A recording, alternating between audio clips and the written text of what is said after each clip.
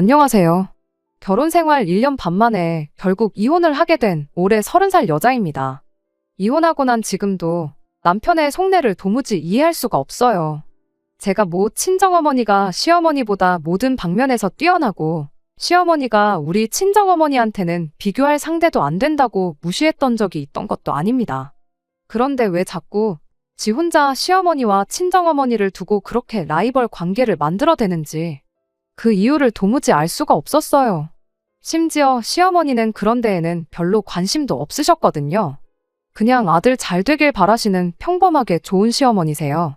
아니, 그런 분이시라고 생각했었지요.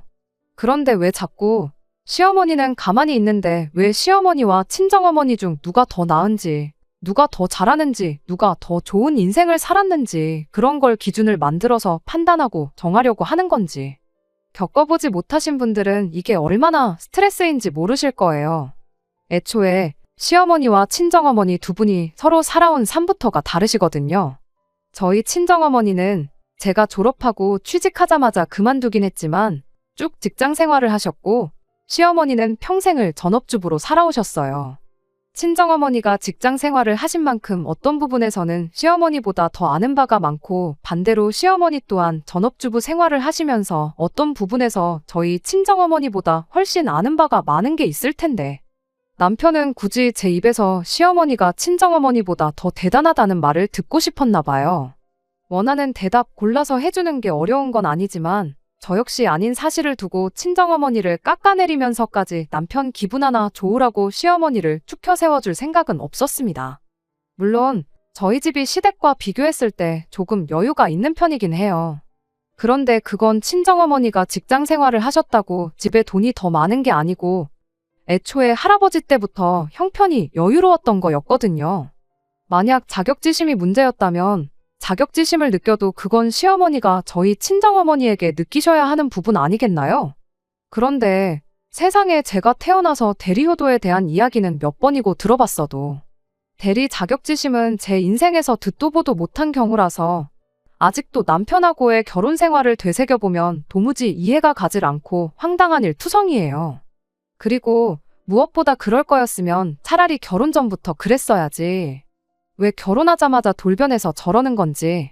정말 남편 덕분에 팔자에도 없는 이혼까지 해보고 열받는 일투성이입니다. 남편하고는 3년 연애하고 결혼을 했어요. 말씀드렸다시피 연애하는 동안 두 사람 사이에 있어서 남편이 단 한 번도 시어머니 이야기를 꺼내면서 친정어머니와 비교했던 적 단 한 번도 없어요. 남편이 저한테 왜 그러는 건지 직접적으로 이유를 말해준 적도 없습니다. 하지만 갑자기 사람이 다른 사람이 될 만큼 돌변한 건 나름의 계기가 있겠거니 생각했어요. 그래서 제 나름대로 지난 날을 되짚어보다가 남편이 저것 때문에 그러는 거구나 하고 결론을 내렸던 일이 하나 있습니다. 때는 저희가 신혼여행을 다녀오자마자 양가에 인사드리러 다녀왔을 때였어요. 친정 먼저 다녀오고 다음날 시댁에 다녀왔거든요. 시댁을 우습게 여겨서 그런 게 아니고 친정이 거리가 더 가까웠기 때문에 그랬던 거였고 제가 시댁 먼저 가자는 거 남편이 가까운 친정부터 다녀오자고 해서 친정애를 먼저 다녀온 거기 때문에 신혼여행 다녀와서 친정 먼저 간 게 계기가 된 건 절대 아니었습니다. 다만 친정에서 있던 일이 발단이 되었을 수도 있다고 결론을 내리게 되었죠. 그날 친정어머니께서 저희를 따로 방으로 불러내시더니 저희한테 결혼 선물이라며 꽤나 큰 돈을 주셨거든요. 그간 저희 어머니께서 직장 생활하시면서 언젠가 제가 시집 가게 되면 주겠다고 저 어릴 때부터 조금씩 당신 용돈 아껴서 모아온 돈이었어요. 하지만 그 돈을 모아온 세월이 자그만치 25년 가까이 되었다 보니 금액이 상당했습니다. 매달 10만 원씩은 그냥 기본으로 모으셨고 중간중간 여유가 있거나 남는 돈이 생기면 남는 대로 그대로 통장에 넣으셨다고 해요. 그리고 그 돈이 어느 정도 목돈이 되었을 때는 이 적금, 저 적금 갈아타면서 이자 수익도 내셨고 잠깐 큰맘 먹고 시작했던 단기 투자로도 재미를 보셔서 그걸 다 모아놓고 보니 액수가 상당했어요. 자그만치 6천이나 되었거든요. 그걸 굳이 결혼하고 나서 주신 데에도 이유가 다 있어요. 저랑 남편이 반반 결혼을 했기 때문입니다. 반반 결혼을 하면서 양가 부모님 지원도 1억씩 받아서 결혼했어요. 원래 친정어머니가 따로 모아두셨던 그 돈으로 저한테 지원해줬을 1억의 보태도 아무런 문제가 없는 상황이었지만 친정어머니는 그렇게 줄 게 아니고 저한테 따로 이 돈을 주고 싶으셨답니다. 애초에 처음부터 친정아버지도 모르게 해서 모아오셨던 돈이라 어떻게든 개인적으로 저한테 전달해주고 싶으셨대요. 그런데 그렇다고 결혼하기 전에 그 돈을 주자니 반반 결혼하기로 했는데 괜히 시댁에 쓸데없는 부담을 주는 건 아닌 건가 싶기도 하셨대요. 그도 그럴 게 양가에서 1억씩 지원해주기로 했던 게 시어머니께서 당장 형편에 해줄 수 있는 최대한이라며 1억을 먼저 말씀하셨기 때문이에요. 괜히 이야기되었던 1억에 친정어머니가 독단으로 6천을 얹어줬다가 괜히 시댁에 안 해도 되는 부담을 주는 걸 수도 있지 않겠냐는 게 저희 어머니 결론이셨죠. 그래서 그 돈을 저희 결혼식 마치고 나서 공개하고 저한테 주셨던 거예요.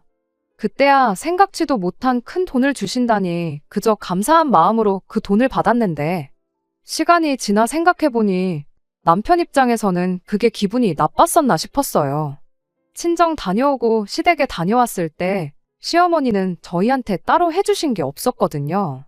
시어머니가 저희한테 뭐 돈을 해줘야 된다는 법이 있는 것도 아니고 저는 아무래도 상관없었거든요. 그런데 남편은 그게 아니었나 봐요. 그리고 그걸 시작으로 남편의 대리자격지심이 생겨나게 된 게 아닐까 싶습니다. 연애하면서 평생 한 번도 한 적 없던 친정어머니와 시어머니 비교를 그때부터 시작했으니까요. 이것 또한 말씀드렸다시피 저 혼자만의 생각이에요. 남편이 직접적으로 왜 그렇게 시어머니와 친정어머니를 비교했는지 직접적으로 이야기를 해준 적이 없었으니까요. 남편 나름대로 다른 이유가 있었을 수도 있고 제가 오해한 걸 수도 있지요. 아무튼 그날 이후로 남편이 사사건건 친정어머니가 뭐만 하셨다는 말만 들으면 시어머니도 사실 이랬다 저랬다 하면서 시어머니 또한 친정어머니 못지않으신 분이고 대단하신 분이라는 걸 저한테 강제적으로 주입하듯이 이야기를 하곤 했습니다. 하지만 제가 4-5살 먹은 애도 아니고 오히려 저렇게 강제적으로 시어머니가 더 낫다는 대답을 유도하기 시작하니 반발심만 더 생기더라고요. 제 입에서 무슨 대답을 듣고 싶은지 뻔히 보이긴 하지만 너무 뻔히 보이면 일부러 듣고 싶은 그 대답을 안 해주는 심술 같은 거 있잖아요. 남편이 어느 식으로 어떻게 했는지 예를 들어볼게요. 정말이지 이걸 말로 설명하고 있는 게 참 우스울 만큼 유치하기 짝이 없어서 웃음도 나오질 않네요. 이를테면 친정어머니가 주변에 알고 지내시는 분들하고 기차 타고 경주를 다녀오셨다고 한다면 남편은 그걸 말 그대로 장모님이 친한 분들하고 경주에 놀러 갔다 오셨구나 이렇게 받아들이는 게 아니라 시어머니는 얼마 전에 제주도를 다녀오셨다는 식이었어요. 그러니까 자기 딴에는 친정어머니가 기차를 타고 경주를 놀러 갔다면 시어머니는 더 비싼 비행기 타고 더 비용 많이 드는 제주도에 놀러 다녀오셨다는 말을 하고 싶었던 거죠. 너무 많아서 하나씩 다 말하자면 하루로는 끝이 안 날 것 같으니 하나만 더 말해볼게요. 언젠가 주말에 제가 친정어머니께 잠깐 전화 한 통 드렸을 때 일이에요. 주말이라 심심하기도 했고 친정어머니는 뭐하고 계시려나 싶어서 안부 인사나 드리고 겸사겸사 수다나 좀 떨려고 전화를 했던 거거든요. 그런데 친정어머니가 친구분하고 스크린을 치러 가는 길이라시며 나중에 통화하자시길래 알겠다 말하고 스크린 재밌게 잘 치시라 한마디 하고는 전화를 끊었습니다. 그런데 옆에서 남편이 제가 통화하는 걸 듣고는 장모님은 스크린을 치러 다니시냐 하더니 난데없이 시어머니가 저희 결혼도 하기 몇 달 전에 아는 분들하고 필드 나갔다 온 이야기를 꺼내는 겁니다. 그러면서 어디서 주워들었는지 장모님은 언제 머리를 올리셨냐 묻고는 스크린에서 백날 잘 쳐봐야 필드 나가면 아무 소용도 없다고. 필드는 잔디가 어쩌고 바람이 어쩌고 하면서 혼자 떠벌거리기 시작하더라고요. 거기다 대고 마치 어린애들이 우리 집 송아지는 금송아지다 하면서 싸우는 것 마냥 친정아버지가 회원권을 가지고 계셔서 한 달에 한 번은 필드를 다녀오시고 계신다느니 그런 말까지는 할 것도 없겠다 싶어서 일부러 아무 말 않긴 했지만 그런 식으로 친정어머니가 하나를 하셨다면 시어머니는 열을 하셨다는 식으로 받아치는 게 일상이었습니다. 직접적으로 피해 끼치는 게 없으니 이게 별것 아닌 거라 받아들이시는 분들도 계실 수 있지만 직접 당해보지 않으신 분들은 이게 기분이 어떤지 모르실 거예요. 매번 친정어머니에 대한 이야기가 나올 때마다 저런 식으로 시어머니가 더 대단한 걸 하셨네. 시어머니가 더 잘하시네. 어쩌네 하는 이야기 듣는 게 얼마나 짜증나는 건지 말이에요. 그래서 나중에 가선 아예 그냥 친정어머니에 대한 이야기를 남편 앞에서 입도 뻥긋하지 않았어요. 괜히 말 꺼내봐야 시어머니가 더 대단한 걸 해보셨네 나올 게 뻔했으니 말이고 그걸 그냥 그러려니 받아줄 만큼 제가 천사 같은 성격을 가지고 있는 것도 아니었거든요. 그런데 그랬더니 언젠가부터는 아예 제가 아무 말 안 해도 자기가 먼저 나서서 저희 어머니 이야기를 꺼내기 시작했어요. 대부분은 장모님은 해외여행은 다녀오셔봤냐? 자전거는 탈 줄 아시냐 하는 정말 대답해주고 상대하기도 민망할 만큼 쓸모없는 이야기들 뿐이었습니다. 제가 시어머니가 자전거를 탈 줄 아시는지 모르시는지 알아서 어디다 쓰겠어요. 그래도 되도록 남편이 꺼내는 말 최대한 무시하면서 나름 잘 넘기고 있었는데 한 번은 정말 남편한테 정색하면서 짜증을 냈던 적이 있었습니다. 저희 친정어머니가 직장 생활 하시면서 돈을 얼마 정도 버신 거냐 묻더라고요. 부모님이 직장 생활하면서 돈을 얼마나 버셨는지 세보는 사람이 세상에 어디 있겠나요? 당연히 모른다고 했고 그건 왜 물어보냐고 남편한테 물어봤어요. 그랬더니 남편이 한다는 소리가 시어머니는 평생을 전업주부로 살림만 하면서 살아오셨지만 사실 따지고 보면 웬만한 직장인들보다 돈을 더 버신 거나 마찬가지는 소리를 하면서 시댁 이야기를 꺼내왔습니다. 주저리 한참을 떠들었는데 대충 결론부터 말하자면 시어머니가 남들보다 안목이 좋아서 부동산으로 평생 재미를 보셨다는 거예요. 신혼집을 어디 지역에 구했을 때 거기에 뭐가 있다고 그런 데다가 집을 그것도 전세도 아니고 매매로 샀냐며 주변 사람들이 손가락질하고 비웃고 그랬는데 그게 몇 년 지나 부동산 대박을 터뜨리면서 그 사람들 다 입을 닫게 만들어줬다고. 그리고 그 이후에도 그때 번 돈을 기반으로 이사를 3번 정도 더 했는데 이사를 갈 때마다 차액으로 억소리가 나는 만큼 돈을 버셨다는 이야기였습니다. 대한민국은 열심히 일하는 것보다는 역시 부동산 아니겠냐면서 시어머니의 그 집을 고르는 깐깐한 기준과 안목을 칭찬하고 있었어요. 그런데 그거랑 친정어머니가 직장 생활하시면서 얼마나 버셨는지 궁금한 거랑 무슨 상관이냐고 물었더니 자기가 말하지 않았냐고 열심히 일해봐야 대한민국은 역시 한방이 중요하다면서 능력 안 되는 사람이나 그렇게 월급 받으면서 일하지 진짜 부자들은 부동산으로 차액을 남겨먹으면서 쉽게 돈을 번다는 어이없는 소리를 하더라고요. 순간 이 인간이 미쳐도 아주 단단히 미쳤구나 싶었고 그때만큼은 저도 그냥 그러려니 하고 웃어넘길 수가 없었어요. 남편이 하고 싶은 소리가 우리 친정어머니가 그간 직장 생활한 건 다 헛일이었고 능력 좋은 시어머니가 부동산으로 번 것만도 못하다는 소리였는데 세상에 어떤 자식이 설령 그 상대가 남편일지라도 자기 부모 인생을 부정하는 사람을 용서할 수가 있겠나요? 그래서 남편한테 너나 똑바로 하라고 한마디 했어요.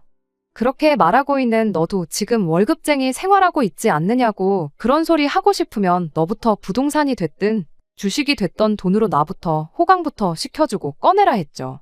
우리 엄마가 평생 일을 해서 얼마를 버셨든 간에 신경 끄라고. 그리고 우리 부모님 세대에서 집 자가로 가지고 있는 사람 중에 부동산으로 재미 안 본 사람이 몇이나 되겠냐고. 친정집하고 시댁하고 지금 어디가 더 비싼 집에 살고 있는지 한번 인터넷으로 찾아보겠냐고 따져 물었습니다. 집값을 비교해보자고 했더니 그때 가선 남편이 아무 말도 못하더라고요.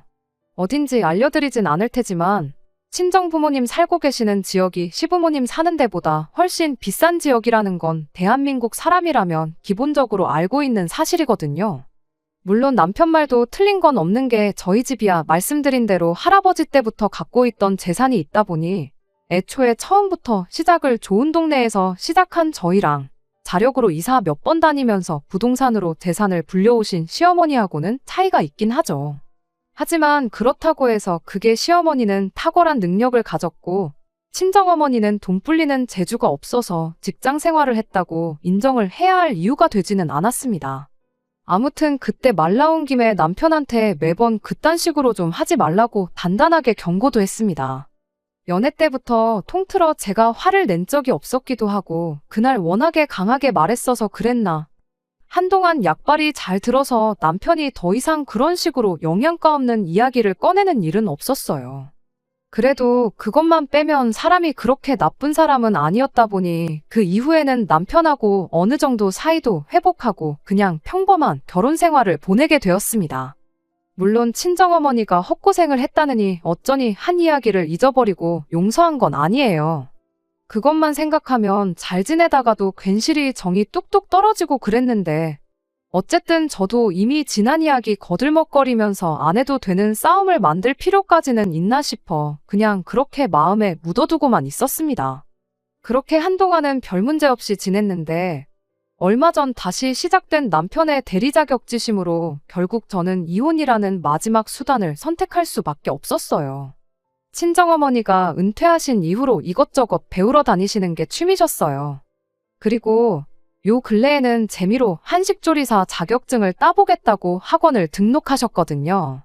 친정어머니가 직장생활 하셨다고 해서 아예 집안 살림과 담쌓고 지내셨던 건 아닙니다.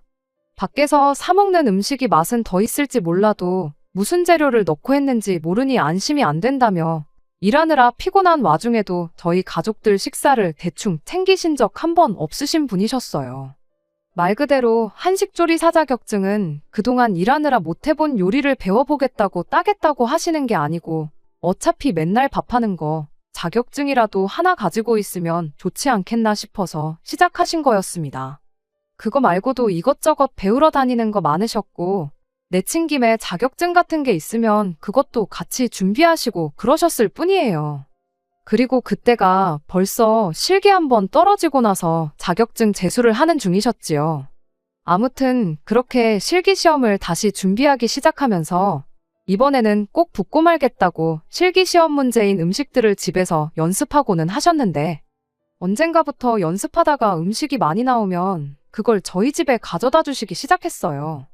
아버지는 맨날 같은 종류 음식을 번갈아 가면서 먹으니 질려서 못 드시겠다고 하시고 그리고 평소에 엄마가 해주는 집밥보다 맛도 별로 없는 것 같아서 잘 안 드신다고 그렇다고 버리자니 아까워서 더라도 생각 있으면 먹으라고 가져다 주시기 시작한 거였죠.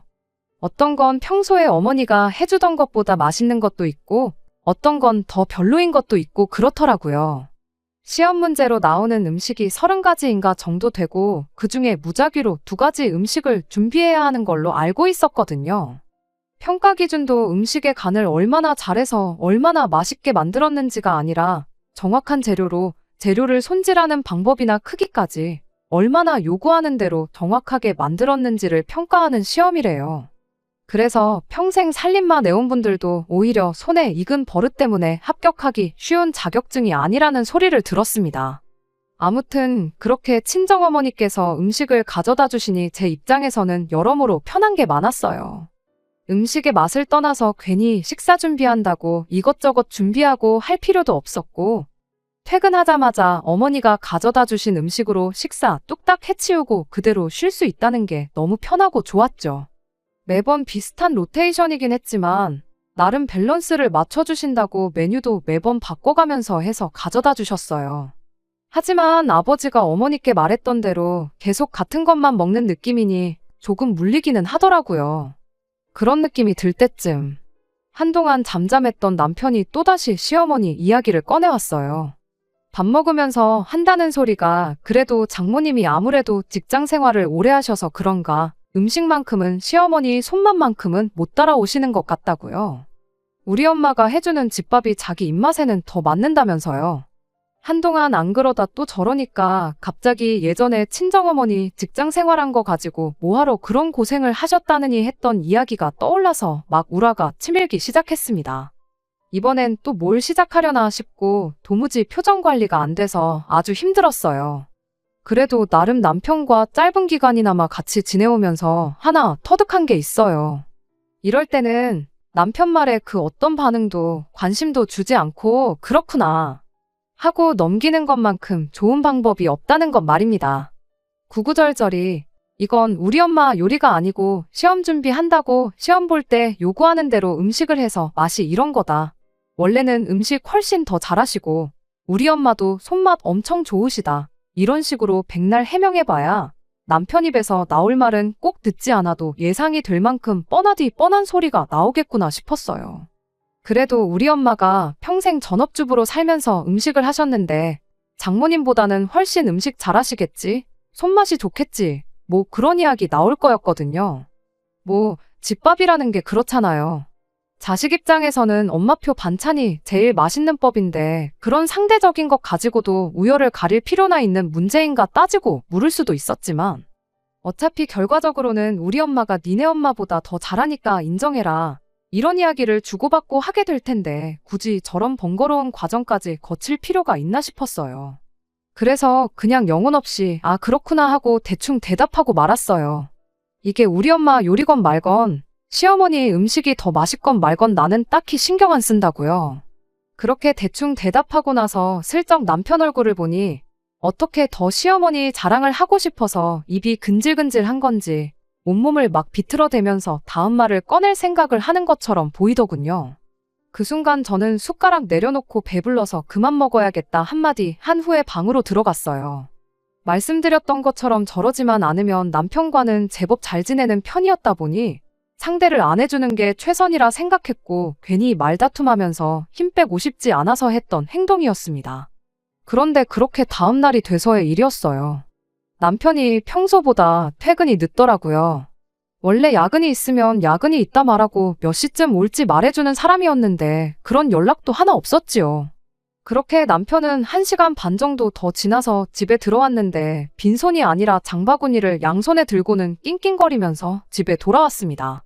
이게 다 뭐냐고 했더니 당신도 우리 엄마가 한 집밥 맛 좀 봤으면 좋겠어서 시댁 가서 반찬 좀 얻어왔다고 하더라고요. 그러면서 장바구니에서 가지고 온 걸 하나씩 꺼내는데 정말 반찬들이 끝도 없이 나오더라고요. 각종 나물에 마른 반찬들에 국도 2종류에 소불고기랑 돼지불고기까지 아주 종류별로 생각할 수 있는 모든 음식이 다 나온 것 같아요. 누가 봐도 반찬 좀 얻어왔다고 하기엔 가짓수가 너무 많은 게 누가 봐도 시댁에 있는 남는 반찬을 얻어온 게 아니고 전날부터 시어머니 닭달에서 종류별로 반찬이란 반찬은 다 해다 달라고 한 것처럼 보였습니다. 왜 반찬통에 담겨있는 때깔만 봐도 그 반찬이 오늘 한 건지 해놓은 지 며칠 정도 된 건지 딱 봐도 다 티가 나잖아요.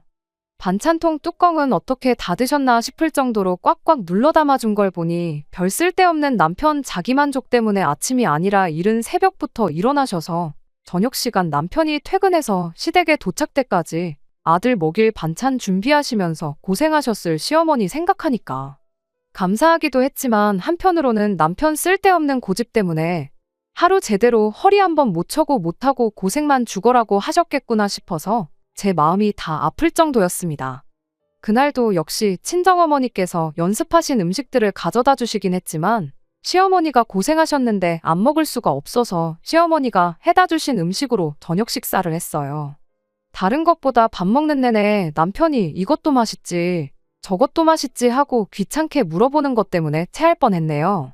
남편 말대로 시어머니 음식 솜씨는 좋았어요. 몇 가지는 친정어머니가 해주시는 것보다 맛있었는데 그렇다고 해서 전부 다 맛있는 건 아니었습니다. 어차피 입맛이 상대적인 거니 그런 건 별로 중요한 게 아니라 생각했는데 남편은 기어이 제 입에서 시어머니표 반찬이 친정어머니가 해다 주시는 것보다 더 맛있다는 말을 듣고 싶었나 봐요. 그래서 한번 그냥 눈 딱 감고 그렇게 말해줬어요. 그렇게 말해주면 적어도 앞으로 친정어머니가 해다 주는 음식 먹을 때마다 시어머니가 더 솜씨가 좋다느니 손맛이 끝내주신다느니 하는 이야기 들을 일은 없겠다고 생각했거든요. 친정어머니한테도 전화드려서 한동안은 시댁에서 보내준 밥을 먹어야 할 것 같으니 음식한 거 안 보내주셔도 된다고 했습니다. 그런데 막상 시어머니표 반찬이 최고라던 남편이 메인 반찬이라고 할 수 있는 돼지불고기랑 소불고기를 다 먹은 시점부터는 밑반찬하고만 밥을 먹어야 되냐며 밥도 남기고 식사를 깨작거리기 시작했어요.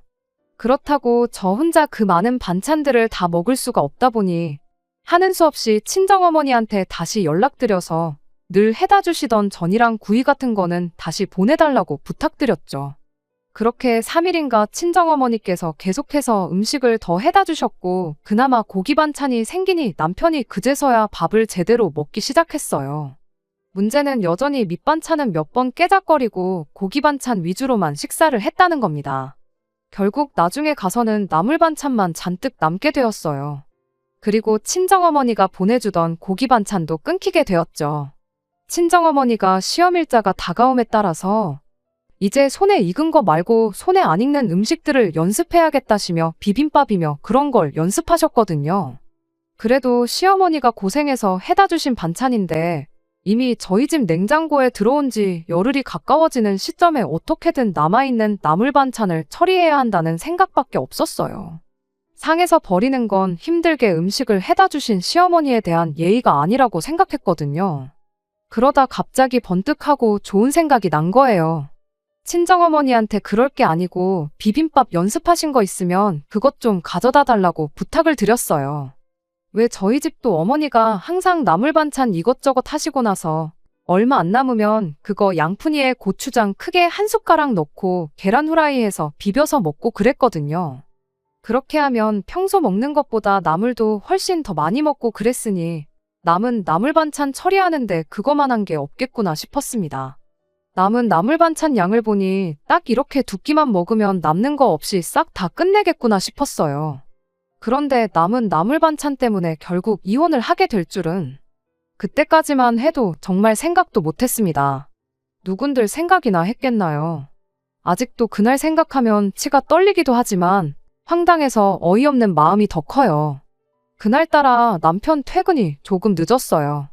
친정어머니는 이미 저희 집에 비빔밥거리를 주고 가신 상황이었고요. 저 혼자 먼저 먹을까 하다가 남편이 혼자서 밥 먹는 걸 싫어하는 편이라 괜히 안 먹는다고 나오면 괜히 나물 반찬이 애매하게 남아버릴 것 같아서 남편 퇴근하기를 기다렸죠. 이내 남편이 퇴근을 했고 내가 저녁 준비할 테니 남편한테는 얼른 씻고 나오라고 했어요. 그렇게 남편 씻는 동안 계란 후라이도 3개에서 부치고 양푼이에다가 나물이랑 상추 쫑쫑 썰어서 밥을 비볐습니다. 참기름까지 뿌리고 깨소금으로 마무리하니까 보고만 있어도 입맛이랑 군침이 돌더라고요. 한 숟갈 간을 보니까 고추장도 그냥 고추장이 아니라 실기시험에 나오는 대로 설탕이랑 어떻게 해서 만든 고추장이라 그런지 일반 고추장보다 훨씬 맛있게 느껴졌어요. 때마침 남편이 씻고 나오길래 얼른 와서 밥 먹으라고 했죠. 그때까지만 해도 그냥 평소처럼 저녁 식사 마치고 나서 같이 TV 좀 보다가 잠드는 평범한 일상을 생각했었는데 남편이 밥상머리에 앉자마자 이게 뭐 하는 짓이냐며 육두문자를 섞으며 애써 비벼놓은 양푼을 바닥에 패대기 쳐버리더라고요. 그러더니 저한테 성큼성큼 걸어와서는 전에 본 적도 없는 무서운 표정으로 너 지금 시어머니가 우습게 보이냐면서 성질을 부리는 거예요. 저도 어이가 없어서 뭔 소리를 하는 거냐고 남편한테 따져 물었어요. 그랬더니 어떻게 감히 시어머니가 고생고생해서 해다 준 반찬을 가지고 개밥을 만들어 놨느냐고 고래고래 소리를 지르는 겁니다. 시어머니가 얼마나 우습게 보였으면 그러는 거냐고 입에 개거품을 무는데 그때는 어이가 없다기보단 솔직히 남편이 무서웠어요. 부부싸움하고 싸움은 엄연히 다른 거잖아요. 남편을 힘으로 이길 수 있어서 부부싸움하는 사람들이 얼마나 되겠나요. 그런데 이건 뭐 시작부터 사람을 죽일 듯한 기세로 달려드는데 이때는 같이 소리내서 싸우는 것보다 제가 자리를 피하는 게 상책이라는 생각밖에 안 들었어요. 그래서 자리를 피하려는데 남편이 가긴 어딜 가냐면서 제 머리끄댕이를 잡아당겼습니다. 머리를 붙잡힌 제가 아프다고 소리를 지르니까 그제서야 남편도 제정신이 들었는지 곧바로 손을 놓더니 저한테 미안하다고 사과를 하더라고요. 사과를 하면 했지. 한마디 덧붙이기를 그래도 이건 너무한 거 아니냐고 어떻게 우리 엄마가 힘들게 해준 반찬을 고추장에다가 비빌 생각을 했냐며 우리 엄마 정성은 생각도 안 한 거냐는 소리를 하는 거예요. 저는 그 소리가 마치 자기가 화를 낸 이유가 저 때문이라고 하는 소리로밖에 들리지 않았습니다. 너가 먼저 잘못을 했으니 내가 화를 내는 게 당연한 거고 머리끄댕이를 붙잡혀도 싸다는 소리잖아요. 그래서 저도 그냥 어디 한 대 칠 테면 쳐봐라 하는 심정으로 남편한테 한마디 했어요. 이 미친 인간아, 너는 태어나서 비빔밥도 한 번 못 먹어봤냐고. 네가 반찬 투정 안 하고 제때제때 어머님 반찬 먹고 그랬으면 이렇게 비빔밥 먹으라고 비벼줄 일도 없었을 거 아니겠냐고. 밥 비벼 먹는 건 시어머니 정성을 무시하는 행동이고 냉장고 안에서 쉬어 빠지게 만들어 음식물 쓰레기통에 처박는 건 시어머니 정성을 생각하는 행동이냐 한마디 했더니 그 자리에서 미안하다고 사과하고 머리끄댕이 붙잡은 건 잘못했다고 싹싹 빌어도 모자란 판국에 한다는 소리가 고추장이 묻으면 시어머니가 힘들게 해놓은 간이 사라지지 않냐며 그냥 먹어도 맛있는 걸 망쳐놓은 제 잘못이라고 끝까지 우겨대는 거예요. 그리고 그때 남편의 이 대리자격지심을 나는 평생을 감당할 수 없겠구나 하는 생각이 들었습니다.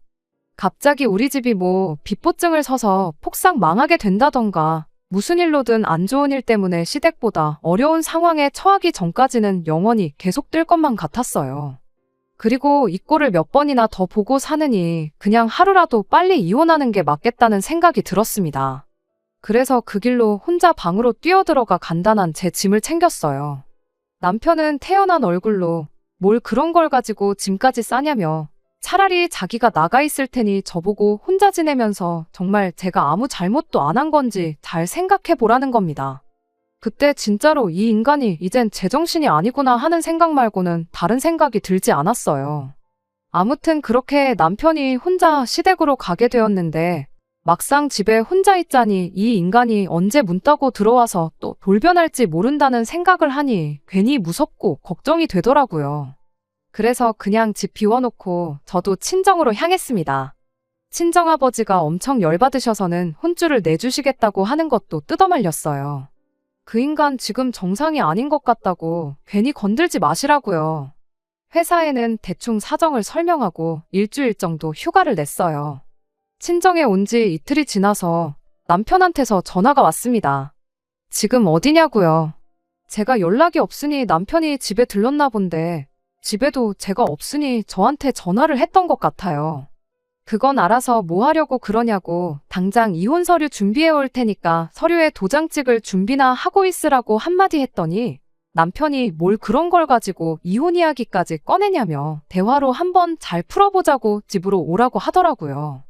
절대 제 몸에 털끝 하나 건들지 않겠다고 하길래 대화로 뭘 어떻게 풀어보려고 하는 건가 싶어서 집에서 만나기로 했죠.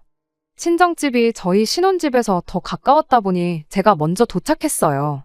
일단은 둘이서 만나기로 했으니 친정부모님은 주차장에서 대기를 하고 계시기로 했습니다. 전화기 통화 상태로 해놓고 주차장에서 상황 듣다가 분위기가 험악해지는 것 같으면 곧바로 올라오시기로 하고요.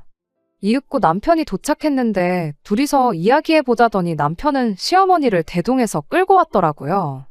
말빨이 안 되니 어머님을 모시고 왔구나 싶었는데 아니나 다를까 남편이 아니라 시어머니가 먼저 말을 꺼내더라고요. 부모 생각하는 자식 마음이 그런 거 아니겠냐며 당신 생각에도 아들이 잘못한 것 같다고 사과시킬 테니 남편 용서해주고 전처럼 잘 지내라는 말을 하시는 겁니다. 세상 누가 그 상황에 제가 잘못했다고 하겠나요? 당연한 일이었지만 저는 남편이 나물 반찬 고추장에 비볐다고 화낸 것보다 사과를 받고 싶은 게 있었으니 그건 남편이 어딜 가냐며 뒤돌아선 제 머리채를 잡아 끌었다는 사실이었어요. 다른 건 몰라도 두 번 다시 앞으로 우리 사이에 무슨 일이 있어도 내 몸에 손가락 하나 가져다 대지 않겠다는 약속은 받아내야겠다는 생각이었습니다.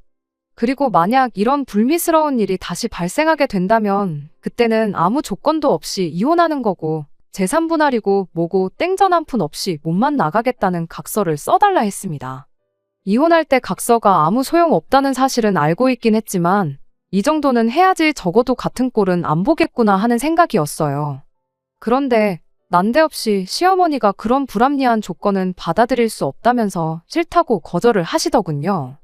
그러면서 고작 머리채에 한 번 잡힌 걸 가지고 장난이라고 생각하고 그냥 넘어가면 될 걸 일을 너무 심각하게 만드는 거 아니냐는 거예요. 그런 각서를 쓰면 우리 아들 남은 평생이 너무 불리해지는 거 아니냐입니다. 제가 마음먹고 남편 꼭지 돌게 만들어서 어쩌다가 슬쩍 밀치기라도 하면 그 순간 우리 아들은 이혼당하고 땡전 한 푼도 분할받지 못하고 이혼당하는 거 아니냐고요. 팔은 안으로 굽는다고 자식 편 들어주는 건 당연하다고 생각했고 그래도 어쨌든 시어머니까지 나서서 기분 풀라고 말씀하시니 그냥 앞으로 대리자격지심 때문에 쓸데없는 소리 하고 사람 마음 상하게 하는 것만이라도 못하게 해달라 말하고 그러고 이 부부싸움을 끝낼 생각이었어요. 그런데 시어머니 마지막 말 한마디에 결국 제가 이성을 잃고야 말았습니다. 시어머니가 잘 생각했다고 뭐 머리채에 한 번 잡힌 거 가지고 그러냐며 가족끼리 그러는 건 장난치는 것에 불과하답니다. 그 말을 들으니 남편과 화해할 생각이 싹 사라졌어요. 그게 무슨 소리시냐고, 그러면 앞으로 무슨 일 때문이건 간에 남편이 제 머리채를 잡으면 전후 사정 안 보고 그걸 장난으로 받아넘겨야 한다는 말이시냐 물었더니 막말로 얘가 주먹질을 한 것도 아닌데 뭘 그리 호들갑이냐고, 원래 부부 사이라는 게 싸우면서 더욱 더 돈독해지는 법이라며 다음부터는 이런 사소한 일로 나까지 오게 만들지 말라는 겁니다. 순간 정말로 이성의 끈이 뚝 끊어졌어요. 그리고 그 길로 시어머니 머리채를 붙들어 잡고든 그대로 이리저리 흔들었어요. 시어머니가 비명을 빽 지르며 이게 뭐 하는 짓이냐 소리를 질렀고, 남편은 순간 당황해서는 저를 시어머니한테서 떼놓으려고 안간힘이었습니다. 시어머니한테 며느리가 가족으로서 어머님한테 마지막으로 치는 장난이라고 생각하시라고 말씀 들어보니 아들 이혼당하는 건 걱정되시나 본데 각서고 뭐고 필요 없고 그냥 이혼할 테니까 그렇게 아시라고 말하고 부여잡은 시어머니 머리채를 풀어줬습니다. 괜히 시간 낭비했다 말하고 나가려는데 남편이 장난치냐고 가긴 어딜 가냐고 하면서 제 팔을 붙들어 당기더군요. 다행히 때마침 주차장에서 대기하고 계시던 부모님께서 시어머니 비명소리 듣고 놀라가지고 곧바로 집으로 올라와 주신 덕분에 큰일은 나지 않았어요. 그리고 당장 이혼 서류 준비할 테니 그리할라 한마디 하셨죠. 시어머니가 제가 머리채 부여잡은 걸 가지고 상해죄로 고소를 하신다길래 하실 테면 하시라고, 그럼 나도 어머님 아들 똑같은 걸로 고소하겠다고 한마디 말하고 친정으로 돌아갔습니다. 설마 제가 진짜로 고소를 할 거라 생각했는지 시어머니는 별다른 액션이 없으셨고 그렇게 별탈 없이 이혼하게 되었어요. 반반 결혼했다 보니 재산분할 하는 것도 별달리 어려울 것 없었고, 친정어머니가 주신 통장은 친정어머니 통장 그대로 보관하고 있었다 보니 그것 또한 문제가 되지 않았네요. 사실 남편하고 그런 일이 있은 직후에 친정에 머물며 그래도 진짜 이혼까지 해야 하는 건가 걱정했는데 막상 이혼하니까 별거 없고 마음만 후련해졌어요. 평생 남편이 시어머니에 대한 자격지심 때문에 헛소리 하는 거 듣는 거보다야 평생 혼자 지내는 게 오히려 더 나은 것 같습니다. 하나 아쉬운 게 있다면 내 머리채 붙잡은 본인인 남편 머리카락 한 올도 못 뜯어놓고 나온 거, 그거 말고는 없네요. 정말 대리 자격지심보다는 차라리 대리 효도를 강요하는 게 100번 1000번 나았을 것 같아요.